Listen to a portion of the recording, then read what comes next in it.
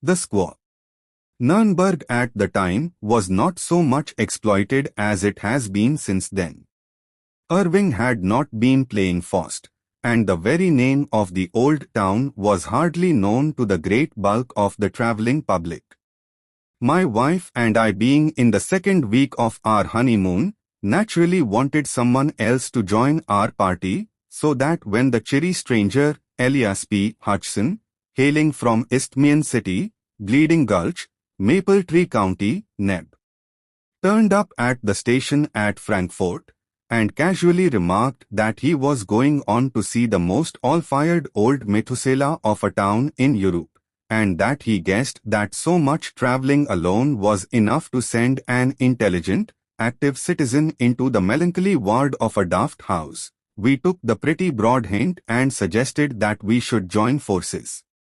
We found, on comparing notes afterwards, that we had each intended to speak with some diffidence or hesitation so as not to appear too eager, such not being a good compliment to the success of our married life, but the effect was entirely marred by our both beginning to speak at the same instant, stopping simultaneously, and then going on together again. Anyhow, no matter how, it was done, and Elias P. Hutchison became one of our party. Straightway Amelia and I found the pleasant benefit. Instead of quarrelling, as we had been doing, we found that the restraining influence of a third party was such that we now took every opportunity of spooning in odd corners. Amelia declares that ever since she has, as the result of that experience, advised all her friends to take a friend on the honeymoon. Well, we did Nuremberg together, and much enjoyed the racy remarks of our transatlantic friend, who, from his quaint speech and his wonderful stock of adventures, might have stepped out of a novel. We kept for the last object of interest in the city to be visited the Burg, and on the day appointed for the visit strolled round the outer wall of the city by the eastern side. The Burg is seated on a rock dominating the town, and an immensely deep fosse guards it on the northern side. Nuremberg has been happy in that it was never sacked. Had it been, it would certainly not be so spike and span perfect as it is at present. The ditch has not been used for centuries, and now its base is spread with tea gardens and orchards, of which some of the trees are of quite respectable growth. As we wandered round the wall, dawdling in the hot July sunshine, we often paused to admire the views spread before us, and in especial the great plain covered with towns and villages and bounded with a blue line of hills, like a landscape of Claude Lorraine. From this we always turned with new delight to the city itself, with its myriad of quaint old gables and acre-wide red roofs dotted with dormer windows, tier upon tier. A little to our right rose the towers of the Burg. And nearer still, standing grim, the Torture Tower, which was and is, perhaps, the most interesting place in the city. For centuries the tradition of the Iron Virgin of Nuremberg has been handed down as an instance of the horrors of cruelty of which man is capable. We had long looked forward to seeing it, and here at last was its home. In one of our pauses we leaned over the wall of the moat and looked down. The garden seemed quite 50 or 60 feet below us, and the sun pouring into it with an intense, moveless heat like that of an oven. Beyond rose the grey, grim wall seemingly of endless height, and losing itself right and left in the angels of bastion and counterscarp. Trees and bushes crowned the wall, and above again towered the lofty houses on whose massive beauty time has only set the hand of approval. The sun was hot and we were lazy, time was our own, and we lingered, leaning on the wall. Just below us was a pretty sight, a great black cat lying stretched in the sun, whilst round her gambolled prettily a tiny black kitten. The mother would wave her tail for the kitten to play with, or would raise her feet and push away the little one as an encouragement to further play. They were just at the foot of the wall, and Elias P. Hutchson, in order to help the play, stooped and took from the walk a moderate-sized pebble. "See," he said, "I will drop it near the kitten, and they will both wonder where it came from." "Oh, be careful," said my wife, "you might hit the dear little thing." "Not me, ma'am," said Elias P. "Why, I'm as tender as a many-cherry tree. Lord bless ye. I wouldn't hurt the poor pooty little critter more'n I'd scalp a baby. And you may bet your variegated socks on that. See, I'll drop it far away on the outside so's not to go near her." Thus saying, he leaned over and held his arm out at full length and dropped the stone. It may be that there is some attractive force which draws lesser matters to greater, or more probably that the wall was not plump but sloped to its base, we not noticing the inclination from above, but the stone fell with a sickening thud that came up to us through the hot air, right on the kitten's head, and shattered out its little brains then and there. The black cat cast a swift upward glance, and we saw her eyes like green fire fixed an instant on Elias P. Hutchson, and then her attention was given to the kitten, which lay still with just a quiver of her tiny limbs, whilst a thin red stream trickled from a gaping wound. With a muffled cry, such as a human being might give, she bent over the kitten licking its wounds and moaning. Suddenly she seemed to realize that it was dead, and again threw her eyes up at us. I shall never forget the sight, for she looked the perfect incarnation of hate. Her green eyes blazed with lurid fire, and the white, sharp teeth seemed to almost shine through the blood which dabbled her mouth and whiskers. She gnashed her teeth, and her claws stood out stark and at full length on every paw. Then she made a wild rush up the wall as if to reach us, but when the momentum ended fell back, and further added to her horrible appearance, for she fell on the kitten, and rose with her black fur smeared with its brains and blood. Amelia turned quite faint, and I had to lift her back from the wall. There was a seat close by in shade of a spreading plane tree, and here I placed her whilst she composed herself. Then I went back to Hutchson, who stood without moving, looking down on the angry cat below. As I joined him, he said, "Wall, I guess that air the savagest beast I ever see. CPT once, when an Apache squaw had an edge on a half-breed what they nicknamed Splinters, cause of the way he fixed up her papoose, which he stole on a raid just to show that he appreciated the way they had given his mother the fire torture. She got that kinder look so set on her face that it just seemed to grow there. She followed Splinters more'n 3 years till at last the braves got him and handed him over to her. They did say that no man, white or Injun, had ever been so long a dying under the tortures of the Apaches. The only time I ever see her smile was when I wiped her out. I came on the camp just in time to see Splinters pass in his checks, and he wasn't sorry to go either.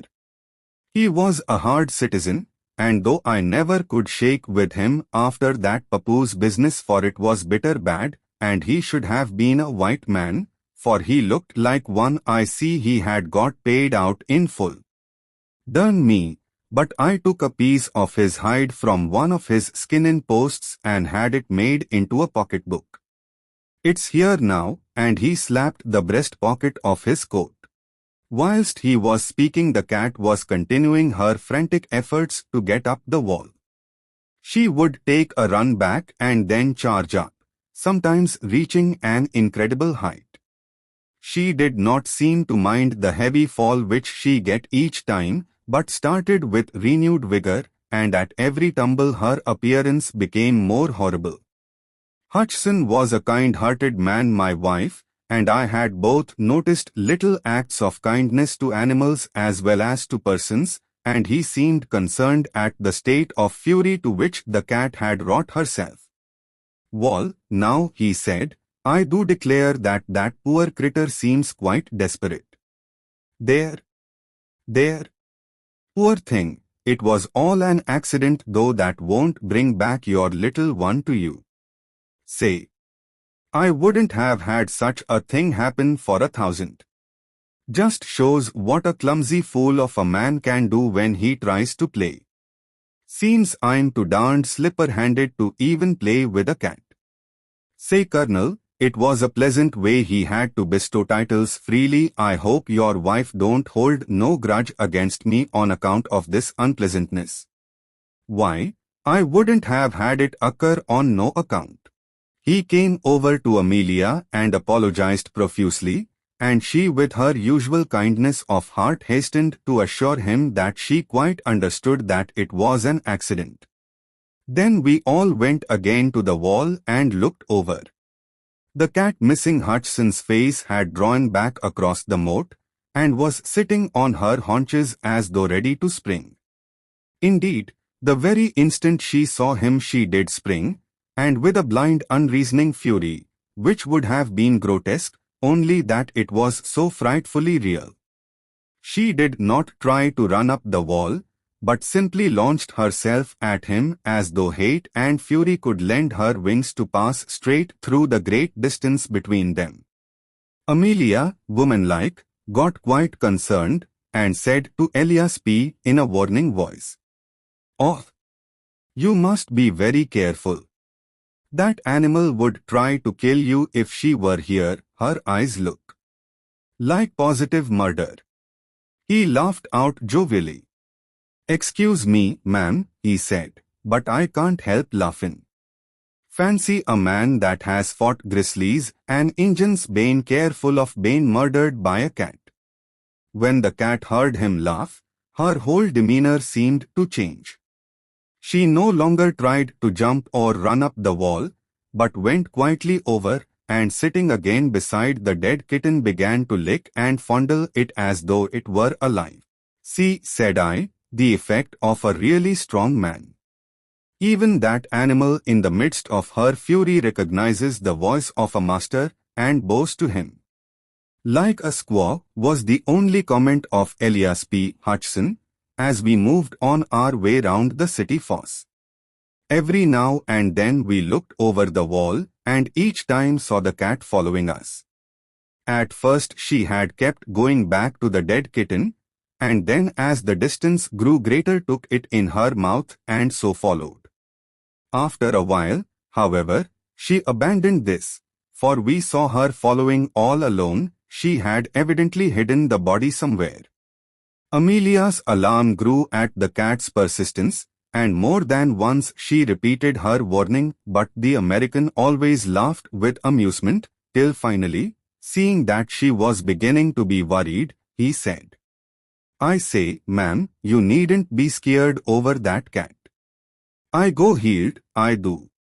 Here he slapped his pistol pocket at the back of his lumbar region. "Why sooner'n have you worried, I'll shoot the critter right here, and risk the police interfering with a citizen of the United States for carrying arms contrary to regulations." As he spoke he looked over the wall, but the cat on seeing him, retreated, with a growl, into a bed of tall flowers, and was hidden. He went on, "Blessed if that AR critter ain't got more sense of what's good for her than most Christians. I guess we've seen the last of her. You bet, she'll go back now to that busted kitten, and have a private funeral of it, all to herself." Amelia did not like to say more, lest he might, in mistaken kindness to her, fulfill his threat of shooting the cat, and so we went on and crossed the little wooden bridge leading to the gateway whence ran the steep paved roadway between the burg and the pentagonal torture tower. As we crossed the bridge we saw the cat again down below us. When she saw us her fury seemed to return, and she made frantic efforts to get up the steep wall. Hutchinson laughed as he looked down at her, and said, "Goodbye, old girl. Sorry I injured your feelings, but you'll get over it in time. So long. And then we passed through the long, dim archway and came to the gate of the burg. When we came out again after our survey of this most beautiful old place, which not even the well-intentioned efforts of the Gothic restorers of 40 years ago have been able to spoil, though their restoration was then glaring white, we seemed to have quite forgotten the unpleasant episode of the morning. The old lime tree with its great trunk gnarled with the passing of nearly 9 centuries, the deep well cut through the heart of the rock by those captives of old, and the lovely view from the city wall whence we heard, spread over almost a full quarter of an hour, the multitudinous chimes of the city, had all helped to wipe out from our minds the incident of the slain kitten.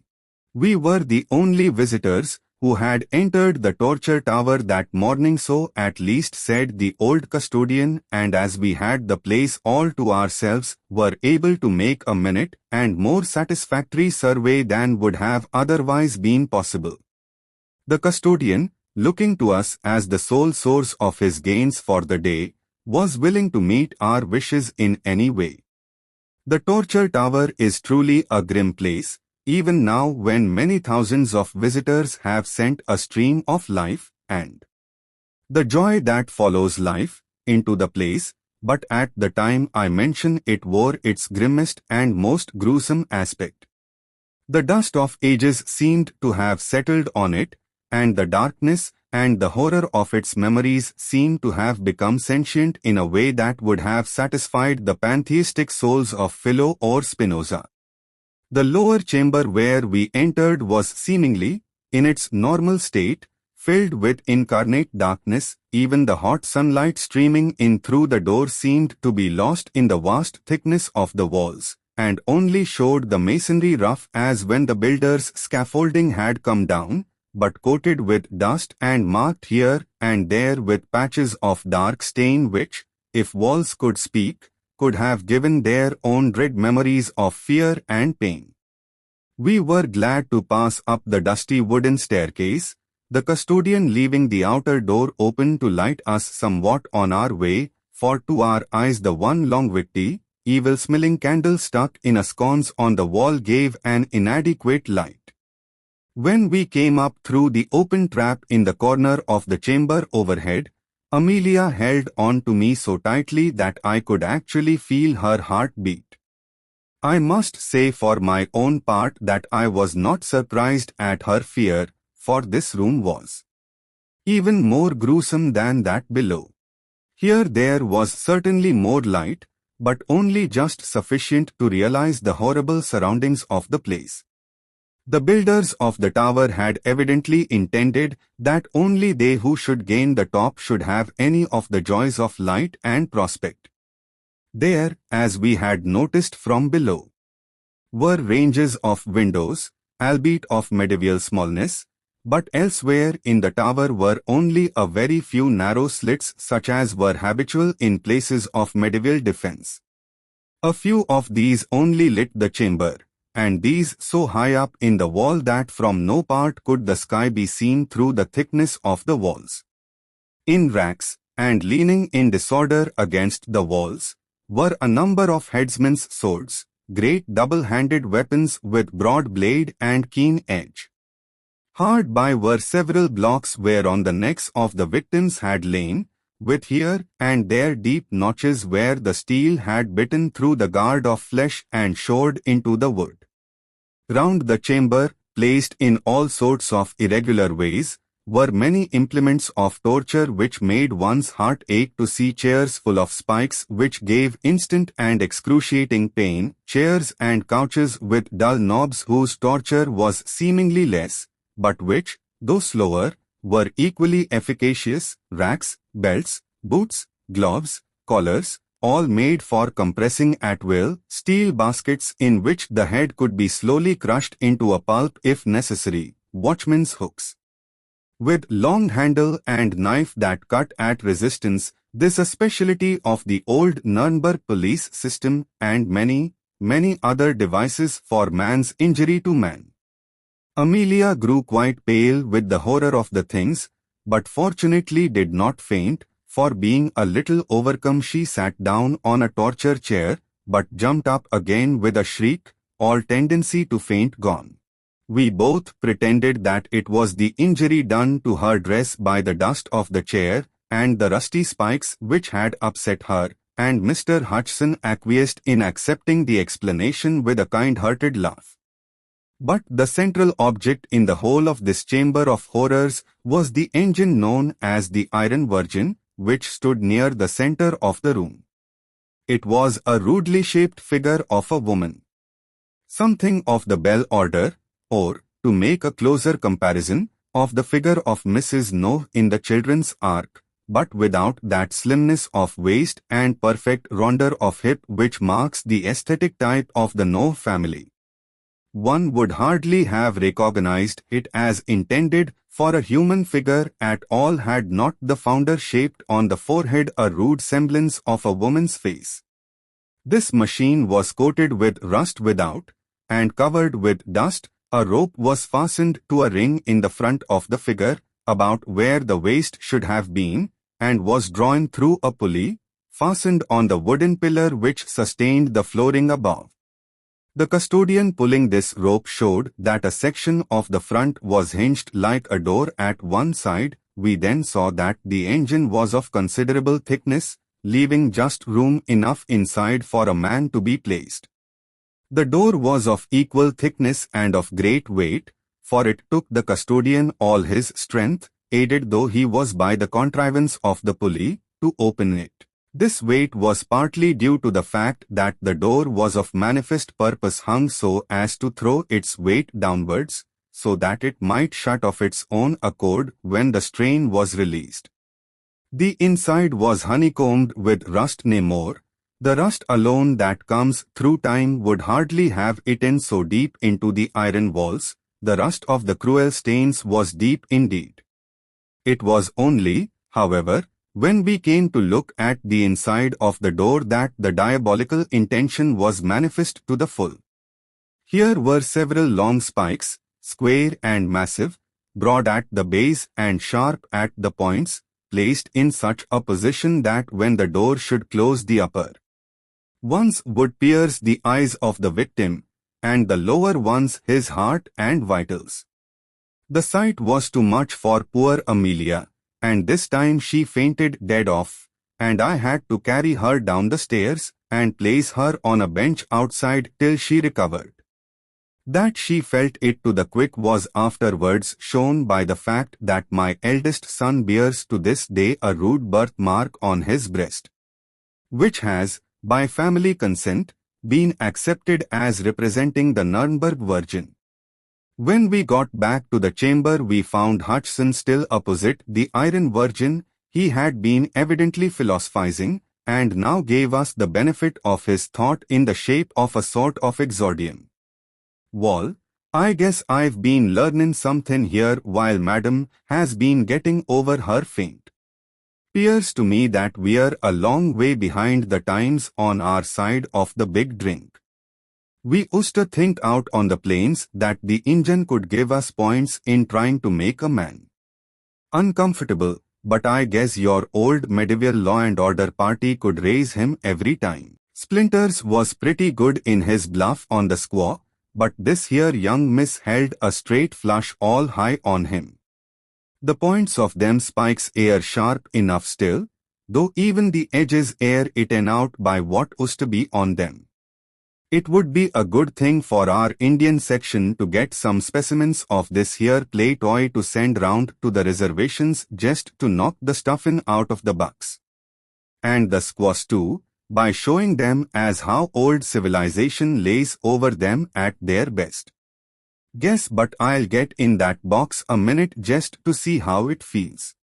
"Oh no. No," said Amelia. "It is too terrible." "Guess, ma'am, nothing's too terrible to the explorin' mind. I've been in some queer places in my time. Spent a night inside a dead horse while a prairie fire swept over me in Montana Territory, and another time slept inside a dead buffalo when the Comanches was on the war path and I didn't care to leave my yard on them.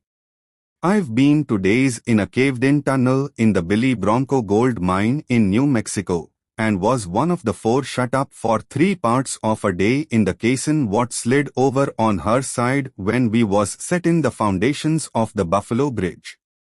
I've not funked an odd experience yet, and I don't propose to begin now. We saw that he was set on the experiment, so I said, well, hurry up, old man, and get through it quick. All right, General, said he, but I calculate we ain't quite ready yet.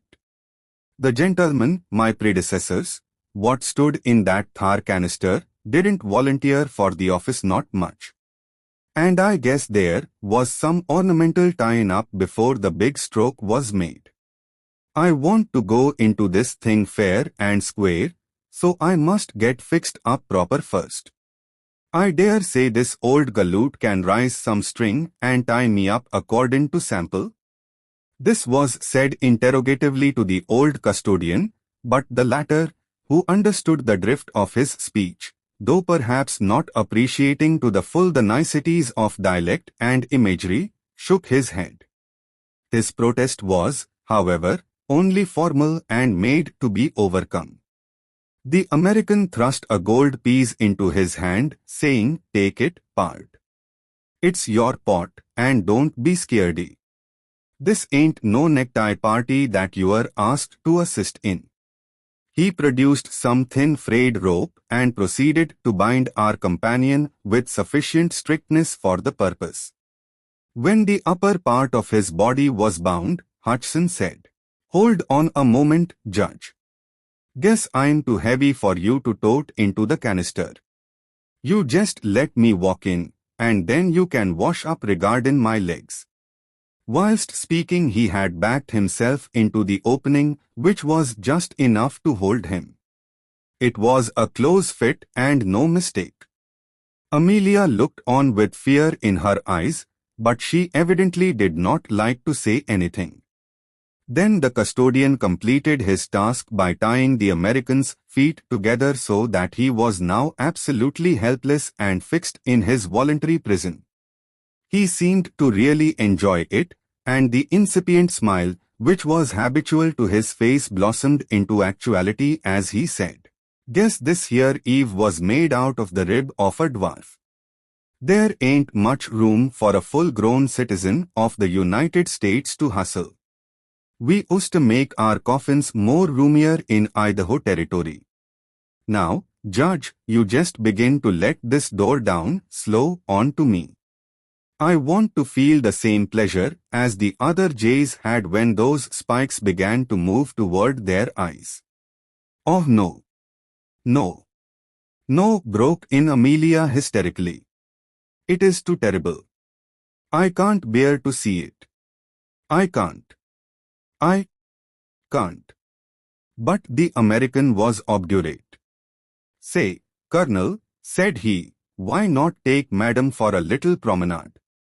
I wouldn't hurt her feelings for the world, but now that I am here, having came 8,000 miles, wouldn't it be too hard to give up the very experience I've been pining and panting for? A man can't get to feel like canned goods every time. Me and the judge here'll fix up this thing in no time, and then you'll come back, and we'll all laugh together." Once more the resolution that is born of curiosity triumphed, and Amelia stayed holding tight to my arm and shivering whilst the custodian began to slacken slowly inch by inch the rope that held back the iron door. Hutchison's face was positively radiant as his eyes followed the first movement of the spikes. "Wall," he said, "I guess I've not had enjoyment like this since I left New York. Bar a scrap with a French sailor at Wapping, and that won't be much of a picnic neither. I've not had a show for real pleasure in this dod-rotted continent, where there ain't no beers nor no engines, and where nary man goes healed. Slow there, Judge. Don't you rush this business. I want a show for my money this game I do. The custodian must have had in him some of the blood of his predecessors in that ghastly tower, for he worked the engine with a deliberate and excruciating slowness which after 5 minutes, in which the outer edge of the door had not moved half as many inches, began to overcome Amelia. I saw her lips whiten, and felt her hold upon my arm relax. I looked around an instant for a place whereon to lay her, and when I looked at her again found that her eye had become fixed on the side of the Virgin. Following its direction I saw the black cat crouching out of sight. Her green eyes shone like danger lamps in the gloom of the place, and their color was heightened by the blood which still smeared her coat and reddened her mouth. I cried out, "The cat! Look out for the cat," for even then she sprang out before the engine. At this moment she looked like a triumphant demon. Her eyes blazed with ferocity, her hair bristled out till she seemed twice her normal size, and her tail lashed about as does a tiger's when the quarry is before it. Elias P. Hutchison, when he saw her, was amused, and his eyes positively sparkled with fun as he said, "Darned if the squaw Hattie got on all her war paint. Just give her a shove off if she comes any of her tricks on me, for I'm so fixed everlastingly by the boss, that darn my skin if I can keep my eyes from her if she wants them. Easy there, Judge.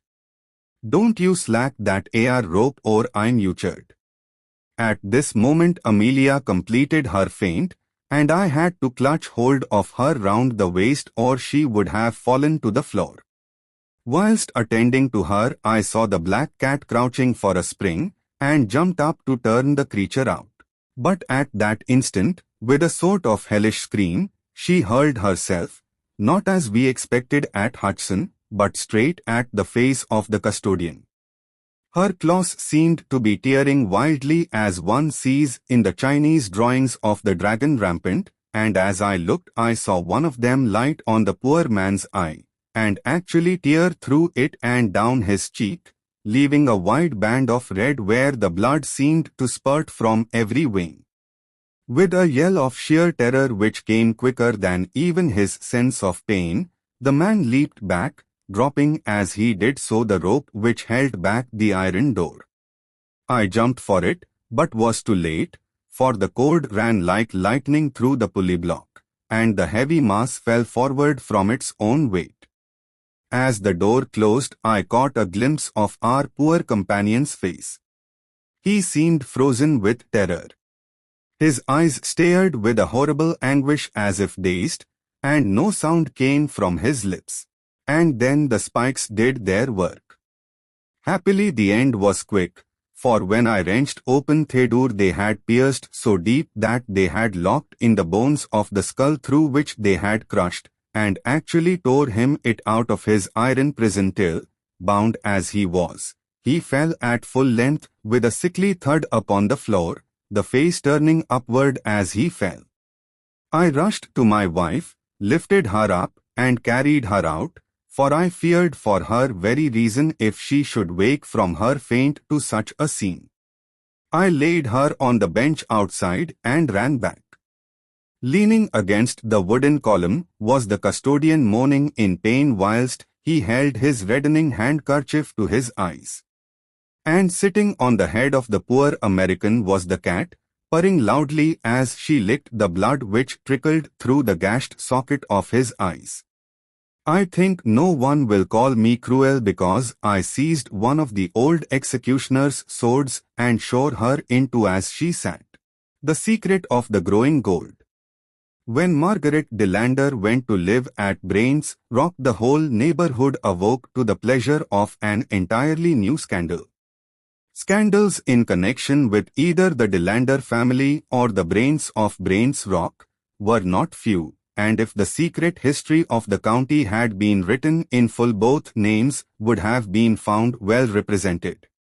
it is true that the status of each was so different that they might have belonged to different continents or to different worlds, for the matter of that, for hitherto their orbits had never crossed.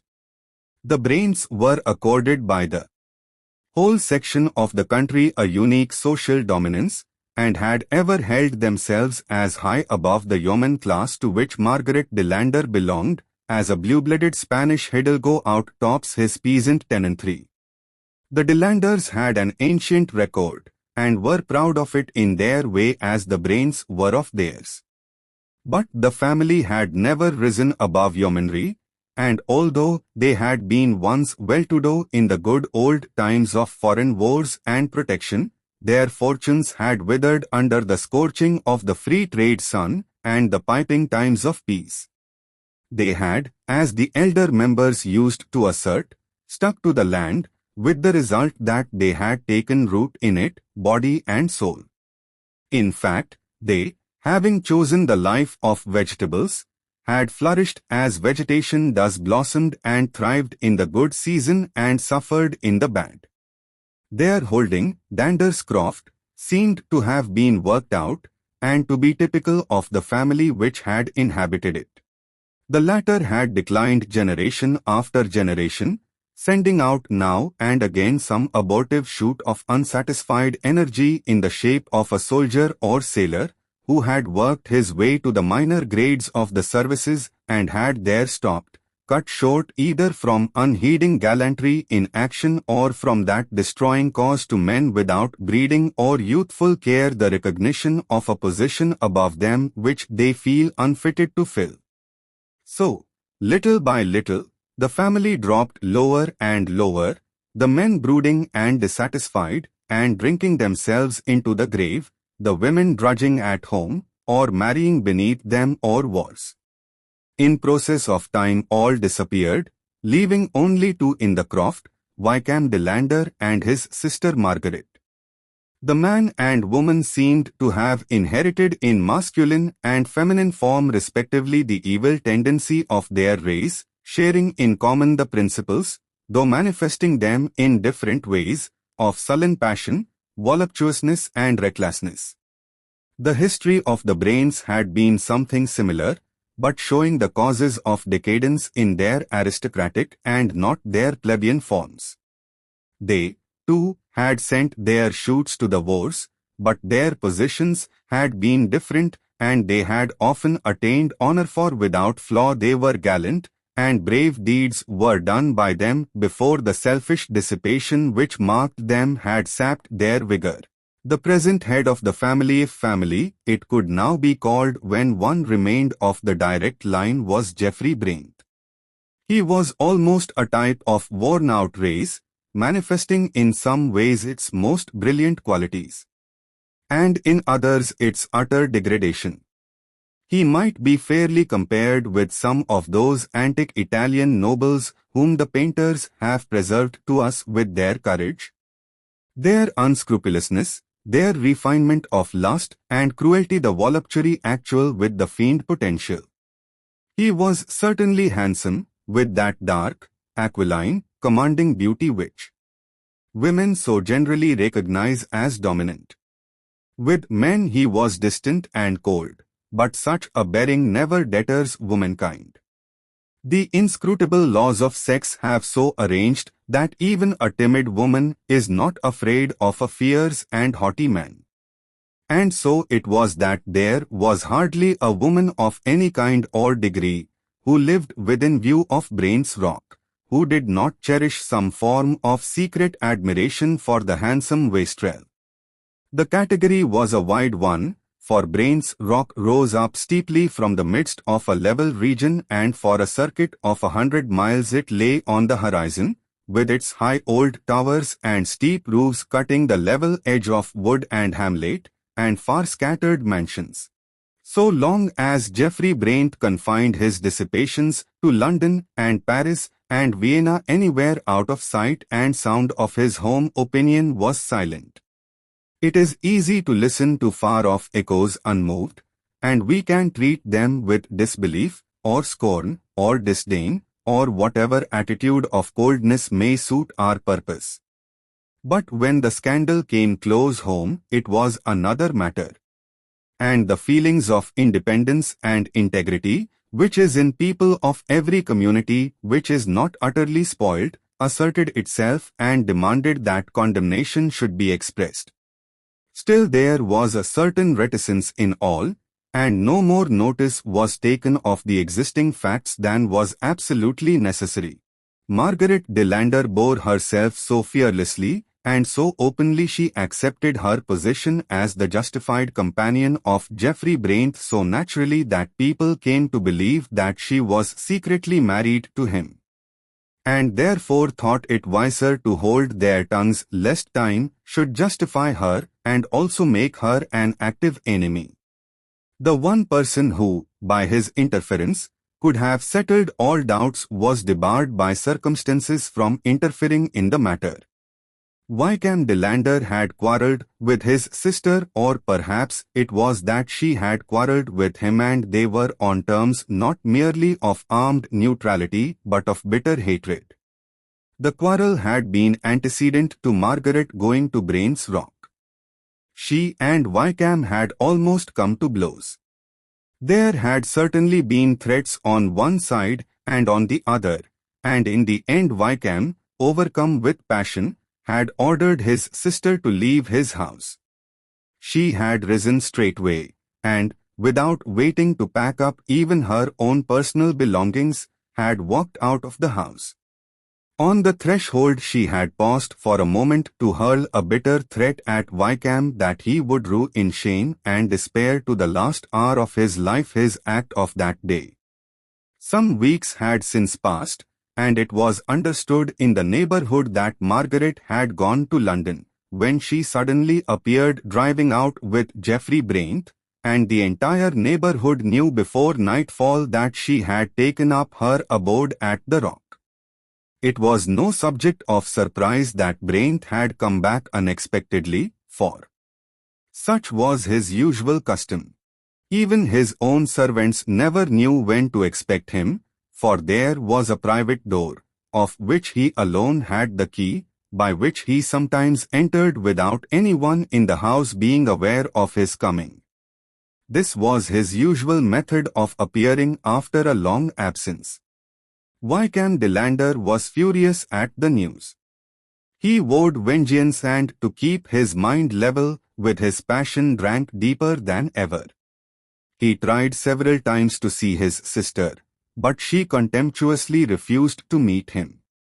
He tried to have an interview with Brainth, and was refused by him also. Then he tried to stop him in the road, but without avail, for Geoffrey was not a man to be stopped against his will. Several actual encounters took place between the two men, and many more were threatened and avoided. At last Wykham Delander settled down to a morose, vengeful acceptance of the situation. Neither Margaret nor Geoffrey was of a pacific temperament, and it was not long before there began to be quarrels between them. One thing would lead to another, and wine flowed freely at Brain's Rock. Now and again the quarrels would assume a bitter aspect, and threats would be exchanged in uncompromising language that fairly awed the listening servants. But such quarrels generally ended where domestic altercations do, in reconciliation, and in a mutual respect for the fighting qualities proportionate to their manifestation. Fighting for its own sake is found by a certain class of persons, all the world over, to be a matter of absorbing interest, and there is no reason to believe that domestic conditions minimize its potency. Geoffrey and Margaret made occasional absences from Brain's Rock, and on each of these occasions Wykham Delander also absented himself, but as he generally heard of the absence too late to be of any service, he returned home each time in a more bitter and discontented frame of mind than before. At last there came a time when the absence from Brain's Rock became longer than before. Only a few days earlier there had been a quarrel, exceeding in bitterness anything which had gone before, but this, too, had been made up, and a trip on the continent had been mentioned before the servants. After a few days Viscount Delander also went away, and it was some weeks before he returned. It was noticed that he was full of some new importance, satisfaction, exaltation, they hardly knew how to call it. He went straightway to Brain's Rock, and demanded to see Geoffrey Braint, and on being told that he had not yet returned, said, with a grim decision which the servants noted, "I shall come again. My news is solid, it can wait," and turned away. Week after week went by, and month after month, and then there came a rumor, certified later on, that an accident had occurred in the Zermatt Valley. Whilst crossing a dangerous pass, the carriage containing an English lady and the driver had fallen over a precipice, the gentleman of the party, Mr. Geoffrey Braint, having been fortunately saved as he had been walking up the hill to ease the horses. He gave information, and search was made. The broken rail, the excoriated roadway, the marks where the horses had struggled on the decline before finally pitching over into the torrent all told the sad tale. It was a wet season, and there had been much snow in the winter, so that the river was swollen beyond its usual volume, and the eddies of the stream were packed with ice. All search was made, and finally the wreck of the carriage and the body of one horse were found in an eddy of the river. Later on, the body of the driver was found on the sandy, torrent-swept waste near Teish, but the body of the lady, like that of the other horse, had quite disappeared, and was what was left of it by that time whirling amongst the eddies of the Rhône on its way down to the Lake of Geneva. Viscount Delander made all the inquiries possible, but could not find any trace of the missing woman. He found, however, in the books of the various hotels the name of Mr. and Mrs. Geoffrey Braint, and he had a stone erected at Zermatt to his sister's memory, under her married name, and a tablet put up in the church at Breton, the parish in which both Braint's Rock and Dander's Croft were situated.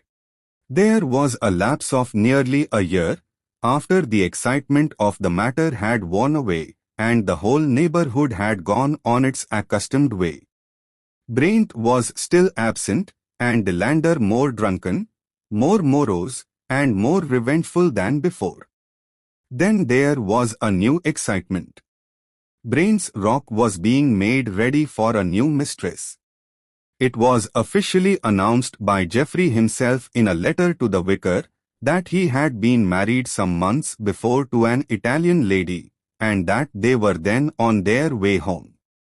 Then a small army of workmen invaded the house, and hammer and plane sounded, and a general air of size and paint pervaded the atmosphere. One wing of the old house, the south, was entirely redone, and then the great body of the workmen departed, leaving only materials for the doing of the old hall when Geoffrey Braint should have returned. For he had directed that the decoration was only to be done under his own eyes. He had brought with him accurate drawings of a hall in the house of his bride's father, for he wished to reproduce for her the place to which she had been accustomed. As the moulding had all to be redone, some scaffolding poles and boards were brought in and laid on one side of the great hall, and also a great wooden tank or box for mixing the lime, which was laid in bags beside it.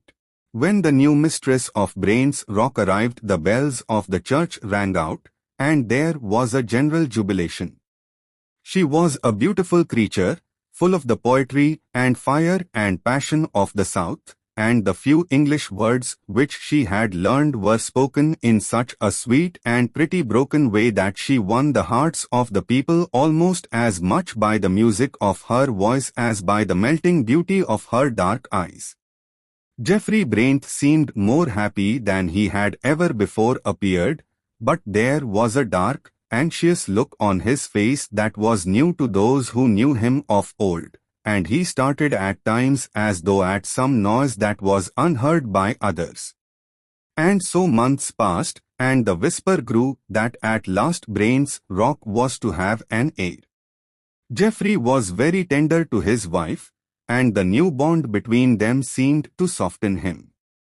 He took more interest in his tenants and their needs than he had ever done, and works of charity on his part as well as on his sweet young wife's were not lacking.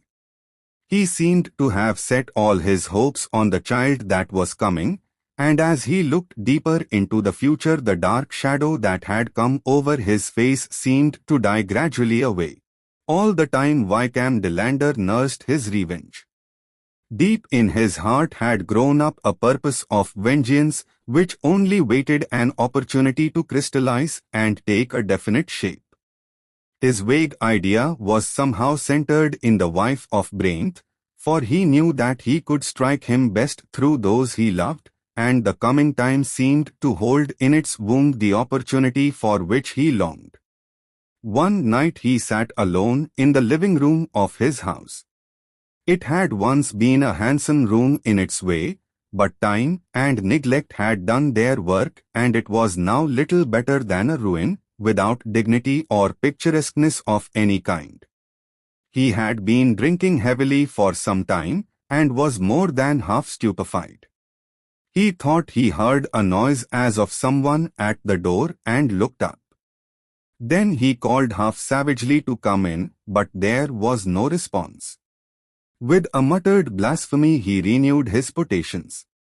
Presently he forgot all around him, sunk into a daze, but suddenly awoke to see standing before him someone or something like a battered, ghostly edition of his sister. For a few moments there came upon him a sort of fear. The woman before him, with distorted features and burning eyes, seemed hardly human, and the only thing that seemed a reality of his sister, as she had been, was her wealth of golden hair, and this was now streaked with grey. She eyed her brother with a long, cold stare, and he, too, as he looked and began to realize the actuality of her presence, found the hatred of her which he had once again surging up in his heart. All the brooding passion of the past year seemed to find a voice at once as he asked her, "Why are you here? You are dead and buried." "I am here, Wykham Delandre, for no love of you, but because I hate another even more than I do you." A great passion blazed in her eyes. "Him?" he asked, in so fierce a whisper that even the woman was for an instant startled till she regained her calm. "Yes, him," she answered. "But make no mistake, my revenge is my own, and I merely use you to help me to it." Wykham asked suddenly, "Did he marry you?" The woman's distorted face broadened out in a ghastly attempt at a smile. It was a hideous mockery, for the broken features and seamed scars took strange shapes and strange colors. And queer lines of white showed out as the straining muscles pressed on the old cicatrices. "So you would like to know? It would please your pride to feel that your sister was truly married. Well, you shall not know. That was my revenge on you, and I do not mean to change it by a hair's breadth. I have come here tonight simply to let you know that I am alive, so that if any violence be done me where I am going there may be a witness." "Where are you going?" demanded her brother. "That is my affair. And I have not the least intention of letting you know." Wykham stood up, but the drink was on him, and he reeled and fell. As he lay on the floor he announced his intention of following his sister, and with an outburst of splenetic humor told her that he would follow her through the darkness by the light of her hair and of her beauty. At this she turned on him, and said that there were others beside him that would rue her hair and her beauty too. "As he will," she hissed, "for the hair remains though the beauty be gone." When he withdrew the linchpin and sent us over the precipice into the torrent, he had little thought of my beauty. Perhaps his beauty would be scarred like mine were he whirled, as I was, among the rocks of the wisp, and frozen on the ice pack in the drift of the river. But let him beware. His time is coming, and with a fierce gesture she flung open the door and passed out into the night. Later on that night, Mrs. Brent, who was but half asleep, became suddenly awake and spoke to her husband. Geoffrey, was not that the click of a lock somewhere below our window? But Geoffrey, though she thought that he, too, had started at the noise, seemed sound asleep, and breathed heavily. Again Mrs. Brent dozed, but this time awoke to the fact that her husband had arisen and was partially dressed. He was deadly pale, and when the light of the lamp which he had in his hand fell on his face, she was frightened at the look in his eyes. "What is it, Geoffrey? What dost thou?" she asked. "Hush, little one," he answered, in a strange, hoarse voice. "Go to sleep. I am restless, and wish to finish some work I left undone." "Bring it here, my husband," she said. "I am lonely, and I fear when thou art away." For reply he merely kissed her, and went out, closing the door behind him. She lay awake for a while, and then nature asserted itself, and she slept. Suddenly she started broad awake with the memory in her ears of a smothered cry from somewhere not far off. She jumped up and ran to the door and listened, but there was no sound. She grew alarmed for her husband, and called out, "Geoffrey! Geoffrey!" After a few moments the door of the great hall opened, and Geoffrey appeared at it, but without his lamp.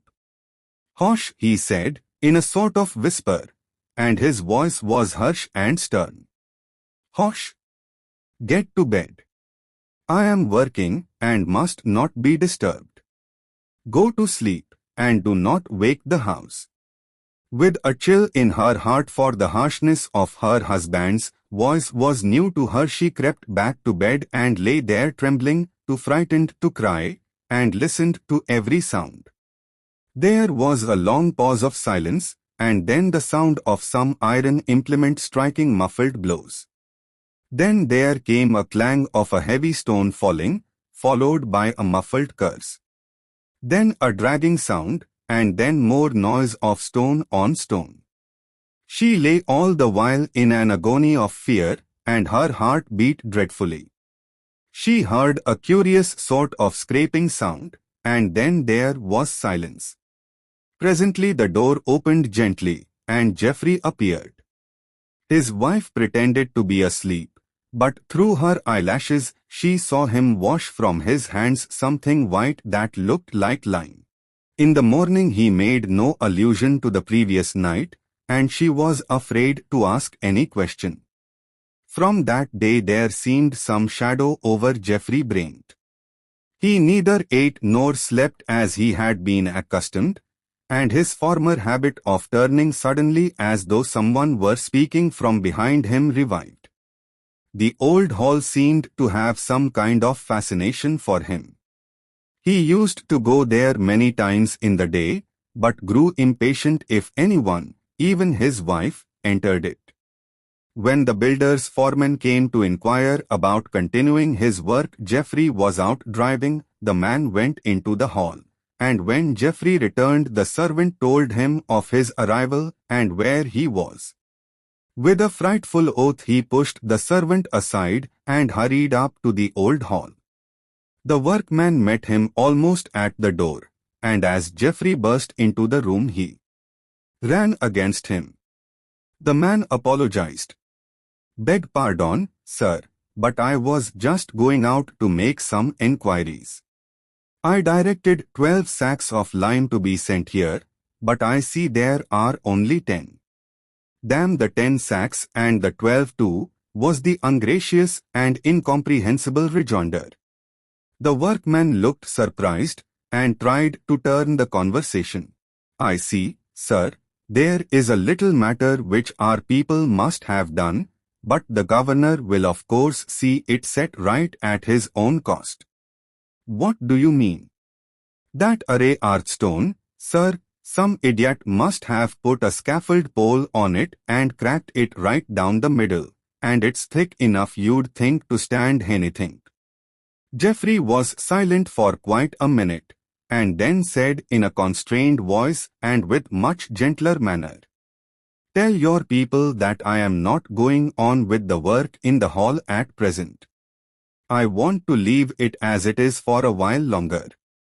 "All right, sir. I'll send up a few of our chaps to take away these poles and lime bags and tidy the place up a bit." "No. No," said Geoffrey, "leave them where they are. I shall send and tell you when you are to get on with the work." So the foreman went away, and his comment to his master was, "I'd send in the bill, sir, for the work already done. 'Pears to me that money's a little shaky in that quarter." Once or twice the lander tried to stop Bram on the road, and, at last, finding that he could not attain his object, rode after the carriage, calling out, "What has become of my sister, your wife?" Geoffrey lashed his horses into a gallop, and the other, seeing from his white face and from his wife's collapse almost into a faint that his object was attained, rode away with a scowl and a laugh. That night when Geoffrey went into the hall he passed over to the great fireplace, and all at once started back with a smothered cry. Then with an effort he pulled himself together and went away, returning with a light. He bent down over the broken hearthstone to see if the moonlight falling through the storied window had in any way deceived him. Then with a groan of anguish he sunk to his knees. There, sure enough, through the crack in the broken stone were protruding a multitude of threads of golden hair just tinged with grey.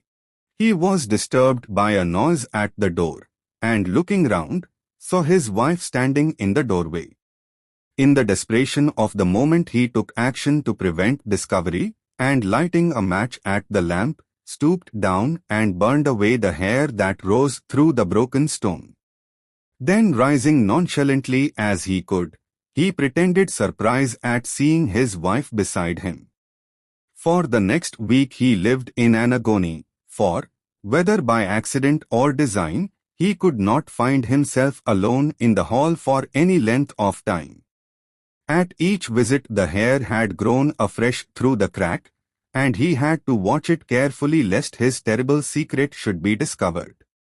He tried to find a receptacle for the body of the murdered woman outside the house, but someone always interrupted him, and once, when he was coming out of the private doorway, he was met by his wife, who began to question him about it, and manifested surprise that she should not have before noticed the key which he now reluctantly showed her. Geoffrey dearly and passionately loved his wife, so that any possibility of her discovering his dread secrets, or even of doubting him, filled him with anguish, and after a couple of days had passed, he could not help coming to the conclusion that, at least, she suspected something. That very evening she came into the hall after her drive and found him there sitting moodily by the deserted fireplace.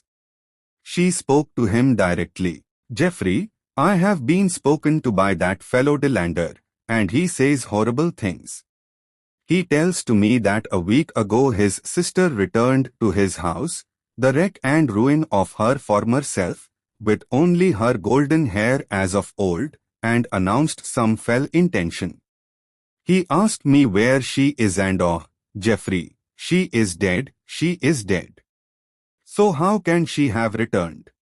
Oh, I am in dread, and I know not where to turn."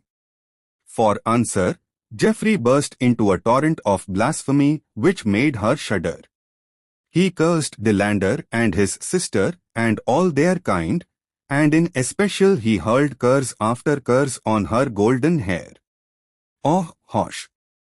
Hush," she said, and was then silent, for she feared her husband when she saw the evil effect of his humor. Geoffrey, in the torrent of his anger, stood up and moved away from the hearth, but suddenly stopped as he saw a new look of terror in his wife's eyes. He followed their glance, and then he too shuddered, for there on the broken hearthstone lay a golden streak as the point of the hair rose through the crack. "Look, look," she shrieked. "Is it some ghost of the dead? Come away," and seizing her husband by the wrist with the frenzy of madness, she pulled him from the room. That night she was in a raging fever. The doctor of the district attended her at once, and special aid was telegraphed for to London. Geoffrey was in despair, and in his anguish at the danger of his young wife almost forgot his own crime and its consequences. In the evening the doctor had to leave to attend to others, but he left Geoffrey in charge of his wife. His last words were, "Remember, you must humor her till I come in the morning, or till some other doctor has her case in hand. What you have to dread is another attack of emotion. See that she is kept warm. Nothing more can be done." Late in the evening, when the rest of the household had retired, Geoffrey's wife got up from her bed and called to her husband. "Come," she said. "Come to the old hall. I know where the gold comes from. I want to see it grow." Geoffrey would fain have stopped her, but he feared for her life or reason on the one hand, and lest in a paroxysm she should shriek out her terrible suspicion, and seeing that it was useless to try to prevent her, wrapped a warm rug around her and went with her to the old hall. When they entered, she turned and shut the door and locked it. "We want no strangers amongst us three tonight," she whispered with a wan smile. "We three?" "Nay, we are but two," said Geoffrey with a shudder. He feared to say more. "Sit here," said his wife as she put out the light. "Sit here by the hearth and watch the gold growing. The silver moonlight is jealous. See, it steals along the floor towards the gold. Geoffrey looked with growing horror, and saw that during the hours that had passed the golden hair had protruded further through the broken hearthstone. He tried to hide it by placing his feet over the broken place, and his wife, drawing her chair beside him, leant over and laid her head on his shoulder. "Now do not stir, dear," she said, "let us sit still and watch. We shall find the secret of the growing gold." He passed his arm round her and sat silent, and as the moonlight stole along the floor she sunk to sleep. He feared to wake her, and so sat silent and miserable as the hours stole away. Before his horror-struck eyes the golden hair from the broken stone grew, and as it increased, so his heart got colder and colder, till at last he had not power to stir, and sat with eyes full of terror watching his doom. In the morning when the London doctor came, neither Geoffrey nor his wife could be found. Search was made in all the rooms, but without avail. As a last resource the great door of the old hall was broken open, and those who entered saw a grim and sorry sight. There by the deserted hearth Geoffrey Brent and his young wife sat cold and white and dead. Her face was peaceful, and her eyes were closed in sleep, but his face was a sight that made all who saw it shudder, for there was on it a look of unutterable horror. The eyes were open and stared glassily at his feet, which were twined with tresses of golden hair streaked with grey, which came through the broken hearthstone. The gypsy prophecy.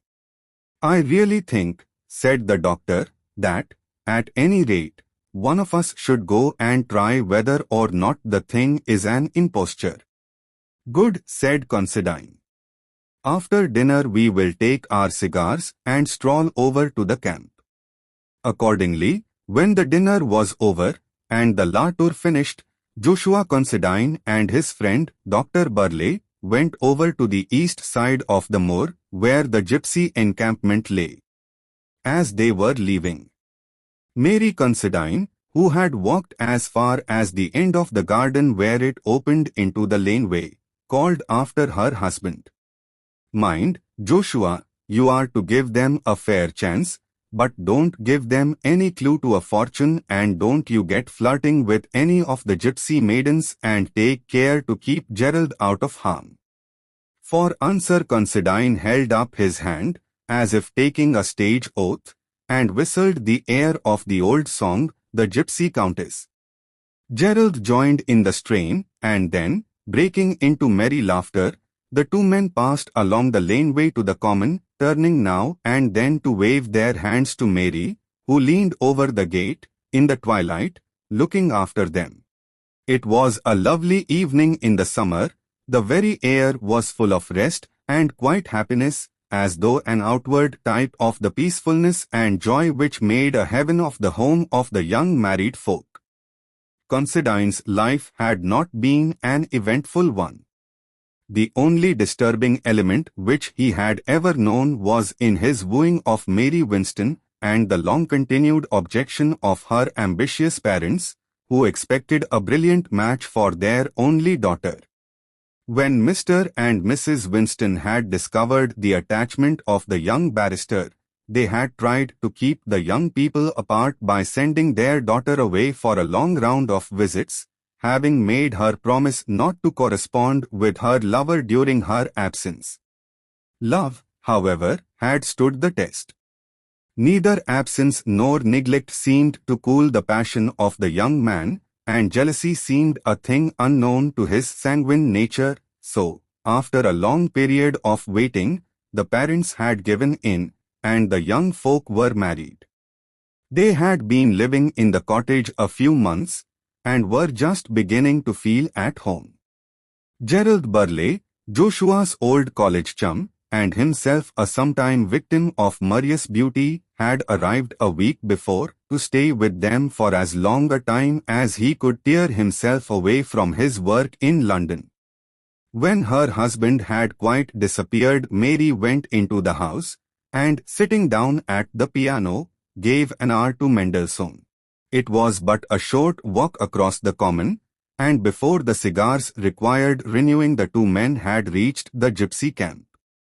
The place was as picturesque as gypsy camps when in villages and when business is good usually are.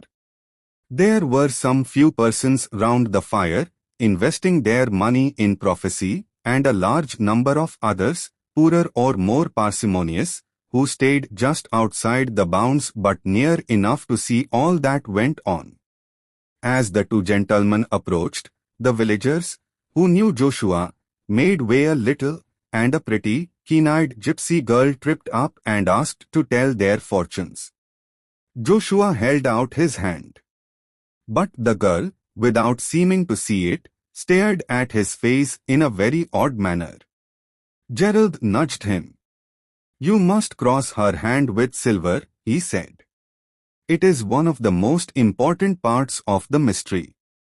Joshua took from his pocket a half-crown and held it out to her, but, without looking at it, she answered, "You have to cross the gypsy's hand with gold." Gerald laughed. "You are at a premium as a subject," he said. Joshua was of the kind of man, the universal kind, who can tolerate being stared at by a pretty girl, so, with some little deliberation, he answered, "All right, here you are, my pretty girl, but you must give me a real good fortune for it," and he handed her a half-sovereign, which she took, saying, "It is not for me to give good fortune or bad, but only to read what the stars have said." She took his right hand and turned it palm upward, but the instant her eyes met it she dropped it as though it had been red hot, and, with a startled look, glided swiftly away. Lifting the curtain of the large tent, which occupied the center of the camp, she disappeared within. "Sold again," said the cynical Gerald. Joshua stood a little amazed and not altogether satisfied. They both watched the large tent. In a few moments there emerged from the opening not the young girl, but a stately-looking woman of middle age and commanding presence. The instant she appeared the whole camp seemed to stand still. The clamor of tongues, the laughter and noise of the work were, for a second or two, arrested, and every man or woman who sat, or crouched, or lay, stood up and faced the imperial-looking gypsy. "The Queen, of course," murmured Gerald.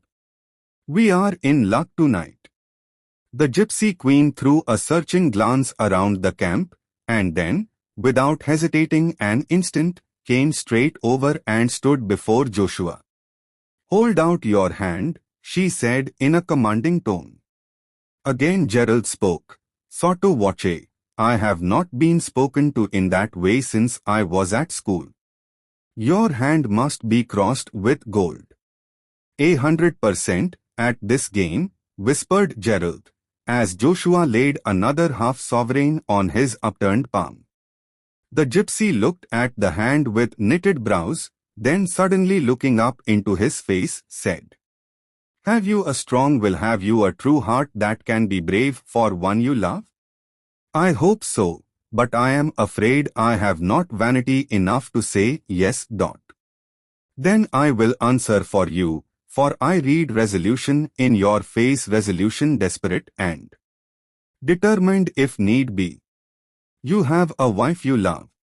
"Yes," emphatically.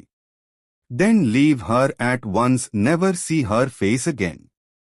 Go from her now, while love is fresh and your heart is free from wicked intent. Go quick, go far, and never see her face again. Then leave her at once, never see her face again. Go from her now, while love is fresh and your heart is free from wicked intent. Go quick, go far, and never see her face again." "I say," said Gerald, "you are not going like that, old man. No use in being indignant with the stars or their prophet, and, moreover, your sovereign. What of it? At least, hear the matter out." "Silence, rebelled," commanded the queen, "you know not what you do. Let him go and go ignorant, if he will not be warned." Joshua immediately turned back. "At all events, we will see this thing out," he said. "Now, madam, you have given me advice, but I paid for a fortune." "Be warned," said the gypsy. "The stars have been silent for long, let the mystery still wrap them round. My dear madam, I do not get within touch of a mystery every day, and I prefer for my money knowledge rather than ignorance. I can get the latter commodity for nothing when I want any of it." Gerald echoed the sentiment. "As for me, I have a large and unsaleable stock on hand." The gypsy queen eyed the two men sternly, and then said, "As you wish. You have chosen for yourself, and have met warning with scorn, and appeal with levity. On your own heads be the doom." "Amen," said Gerald. With an imperious gesture the queen took Joshua's hand again, and began to tell his fortune. "I see here the flowing of blood. It will flow before long, it is running in my sight. It flows through the broken circle of a severed ring." "Go on," said Joshua, smiling. Gerald was silent. "Must I speak plainer?" "Certainly, we commonplace mortals want something definite. The stars are a long way off, and their words get somewhat dulled in the message." The gypsy shuddered, and then spoke impressively. "This is the hand of a murderer, the murderer of his wife." She dropped the hand and turned away. Joshua laughed. "Do you know," said he, "I think if I were you I should prophesy some jurisprudence into my system. For instance, you say, this hand is the hand of a murderer. Well, whatever it may be in the future, or potentially it is at present not one. You ought to give your prophecy in such terms as the hand which will be a murderer's, or, rather, the hand of one who will be the murderer of his wife. The stars are really not good on technical questions. The gypsy made no reply of any kind, but, with drooping head and despondent mien, walked slowly to her tent and, lifting the curtain, disappeared. Without speaking, the two men turned homewards and walked across the moor. Presently, after some little hesitation, Gerald spoke. "Of course, old man, this is all a joke, a ghastly one, but still a joke. But would it not be well to keep it to ourselves?" "How do you mean?" "Well, not tell your wife. It might alarm her." "Alarm her? My dear Gerald, what are you thinking of?" "Why, she would not be alarmed or afraid of me if all the gypsies that ever didn't come from Bohemia agreed that I was to murder her, or even to have a hard thought of her, whilst so long as she was saying Jack Robinson." Gerald remonstrated. "Old fellow, women are superstitious far more than we men are, and also they are blessed or cursed with a nervous system to which we are strangers.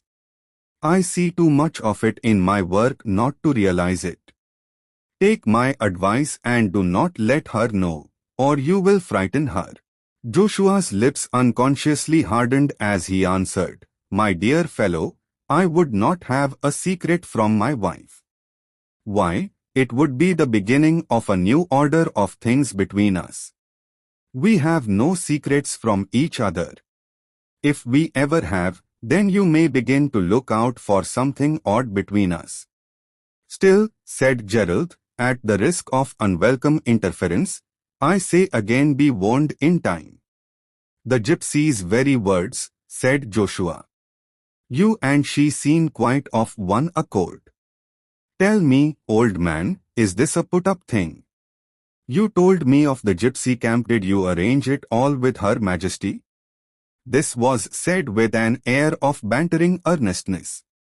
Gerald assured him that he only heard of the camp that morning, but he made fun of every answer of his friend, and, in the process of this raillery, the time passed, and they entered the cottage.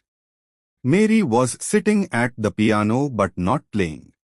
The dim twilight had waked some very tender feelings in her breast, and her eyes were full of gentle tears. When the men came in, she stole over to her husband's side and kissed him. Joshua struck a tragic attitude. "Mary," he said in a deep voice, "before you approach me, listen to the words of fate. The stars have spoken and the doom is sealed. What is it, dear? Tell me the fortune, but do not frighten me." "Not at all, my dear, but there is a truth which it is well that you should know.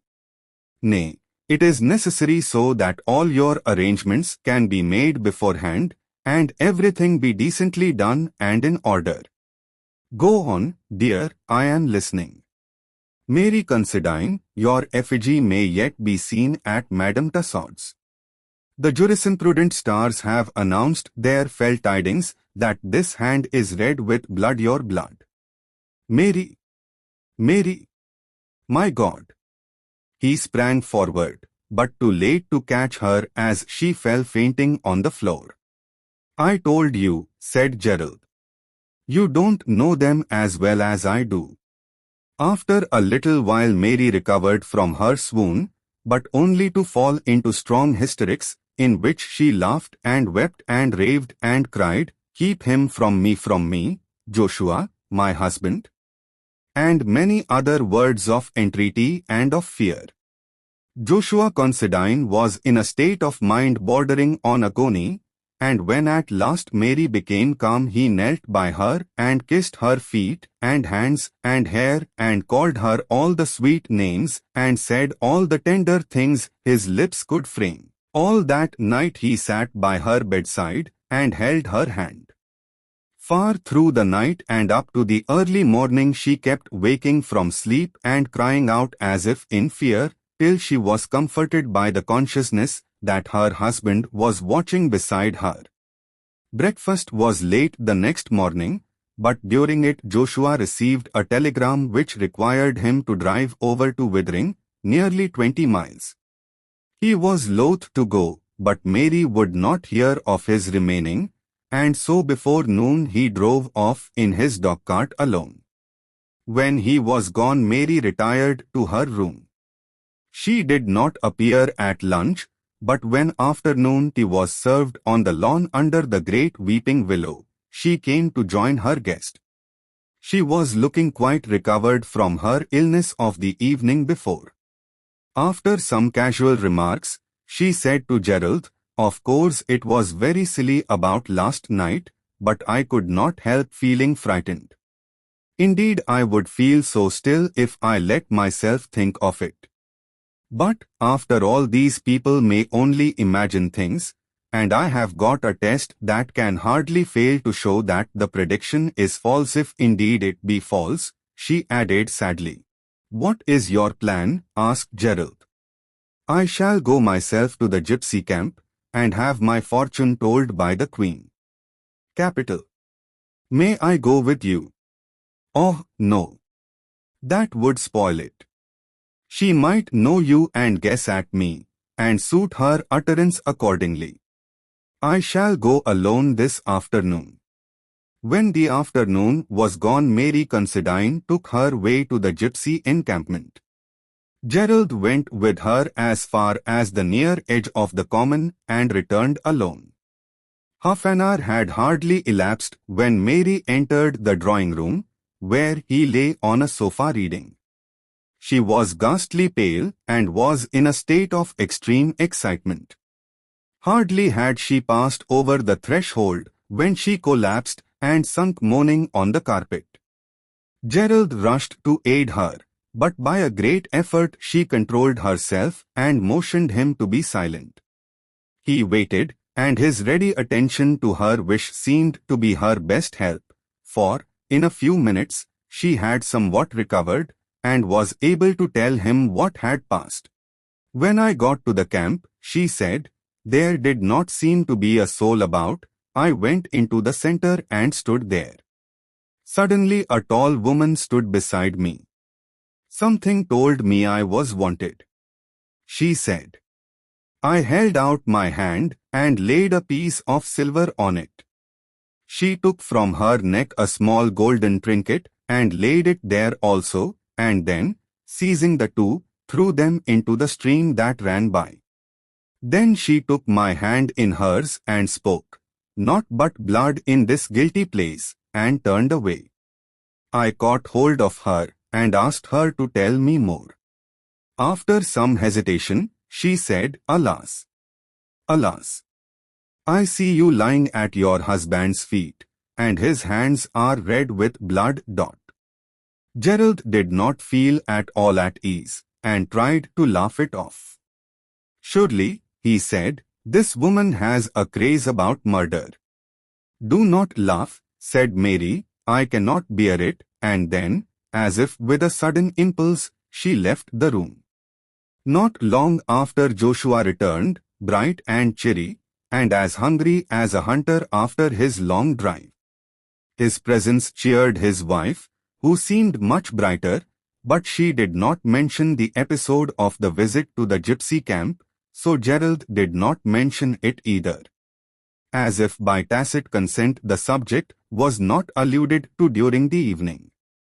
But there was a strange, settled look on Maria's face, which Gerald could not but observe.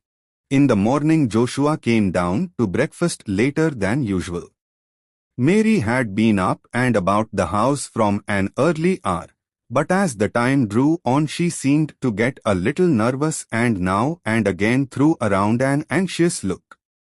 Gerald could not help noticing that none of those at breakfast could get on satisfactorily with their food. It was not altogether that the chops were tough, but that the knives were also blunt. Being a guest, he, of course, made no sign, but presently saw Joshua draw his thumb across the edge of his knife in an unconscious sort of way. at the action, Mary turned pale and almost fainted. After breakfast, they all went out on the lawn. Mary was making up a bouquet and said to her husband, "Get me a few of the tea roses, dear." Joshua pulled down a cluster from the front of the house. The stem bent but was too tough to break. He put his hand in his pocket to get his knife, but in vain. "Lend me your knife, Gerald," he said. But Gerald had not got one, so he went into the breakfast room and took one from the table. He came out feeling its edge and grumbling. "What on earth has happened to all the knives? The edges seem all ground off." Mary turned away hurriedly and entered the house. Joshua tried to sever the stalk with the blunt knife as country cooks sever the necks of fowl as schoolboys cut twine. With a little effort he finished the task. The cluster of roses grew thick, so he determined to gather a great bunch. He could not find a single sharp knife in the sideboard where the cutlery was kept, so he called Mary, and when she came, told her the state of things. She looked so agitated and so miserable that he could not help knowing the truth, and, as if astounded and hurt, asked her, "Do you mean to say that you have done it?" She broke in, "Oh, Joshua, I was so afraid." He paused, and a set, white look came over his face. "Mary," said he, "is this all the trust you have in me? I would not have believed it." "Oh, Joshua! Joshua," she cried entreatingly, "forgive me," and wept bitterly. Joshua thought a moment and then said, "I see how it is. We shall better end this or we shall all go mad." He ran into the drawing room. "Where are you going?" almost screamed Mary. Gerald saw what he meant, that he would not be tied to blunt instruments by the force of a superstition, and was not surprised when he saw him come out through the French window. Bearing in his hand a large Ghorka knife, which usually lay on the center table, and which his brother had sent him from northern India. It was one of those great hunting knives which worked such havoc at close quarters with the enemies of the loyal Gurkhas during the mutiny, of great weight but so evenly balanced in the hand as to seem light, and with an edge like a razor. With one of these knives a Ghorka can cut a sheep in two. When Mary saw him come out of the room with the weapon in his hand, she screamed in an agony of fright, and the hysterics of last night were promptly renewed. Joshua ran toward her, and, seeing her falling, threw down the knife and tried to catch her. However, he was just a second too late, and the two men cried out in horror simultaneously as they saw her fall upon the naked blade. When Gerald rushed over, he found that in falling her left hand had struck the blade, which lay partly upwards on the grass. Some of the small veins were cut through, and the blood gushed freely from the wound. As he was tying it up, he pointed out to Joshua that the wedding ring was severed by the steel. They carried her fainting to the house. When, after a while, she came out, with her arm in a sling, she was peaceful in her mind and happy. She said to her husband, "The gypsy was wonderfully near the truth, too near for the real thing ever to occur now, dear." Joshua bent over and kissed the wounded hand.